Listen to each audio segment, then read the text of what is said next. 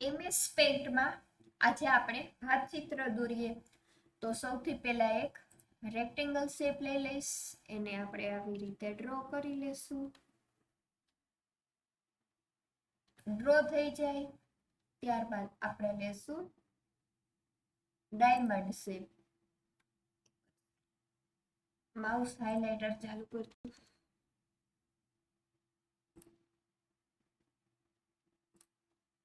સૌથી પહેલા rectangle shape લઈ લઈએ, એને ડ્રો કરી લઈએ. ડ્રો થઈ જાય ત્યારબાદ એની અંદર આપણે લેશું diamond shape. Diamond shape draw થઈ જાય, ચારેય ખૂણા ટચ કરી દેવાના છે આવી રીતે. ત્યારબાદ આપણે લેશું લાઈન શેપ. લાઈન શેપ ઉપર ક્લિક કરી અને આવી રીતે ચોકડી પાડી દેવાની. બીજી ચોકડી આવી રીતે. ત્યારબાદ ત્રીજી લાઈન આવી રીતે. તમારાથી જો સીધી લાઈન ન થતી હોય તો કીબોર્ડમાંથી શિફ્ટ કી દબાવવાની, એટલે લાઈન છે એકદમ સીધી થશે.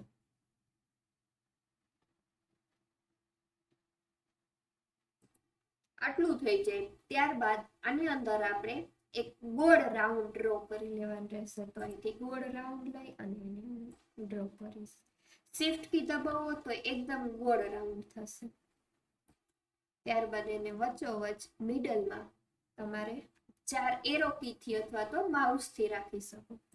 ત્યારબાદ હવે એનો લાઈન શેપ લઈ અને એની અંદર આપણે થોડી પેટર્ન થોડીક અલગથી દોરીએ ભાતચિત્રમાં.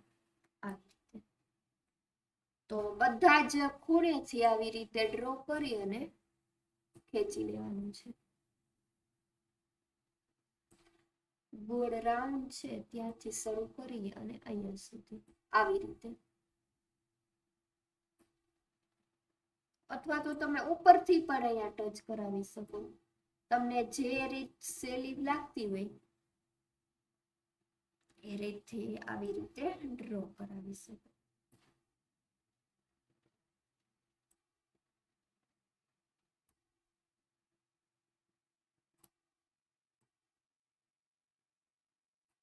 આટલું થઈ જાય ત્યારબાદ ગમતા કલર લઈ લેવાના.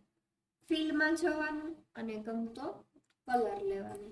શક્ય હોય ત્યાં સુધી કલર તમને ગમતા ઘાટા કલર અને આછા કલરનું કોમ્બિનેશન કરવાનું રહેશે.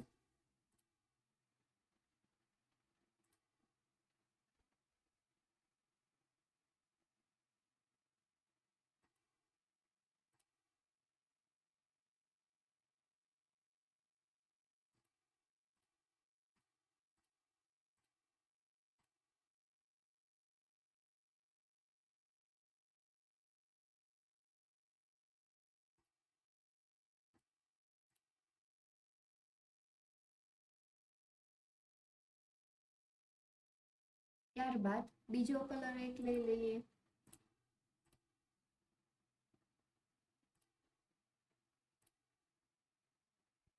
હજુ એક કલર.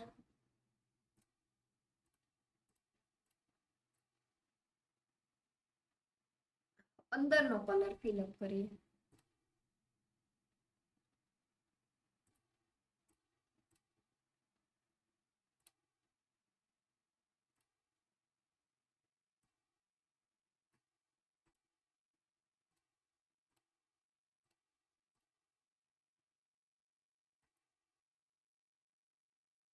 ત્યારબાદ અહીંયા જે કલર છે ને ડબલ શેડમાં પૂરીએ. ડબલ શેડમાં એટલે કેવી રીતે? આવી રીતે ક્રોસિંગમાં.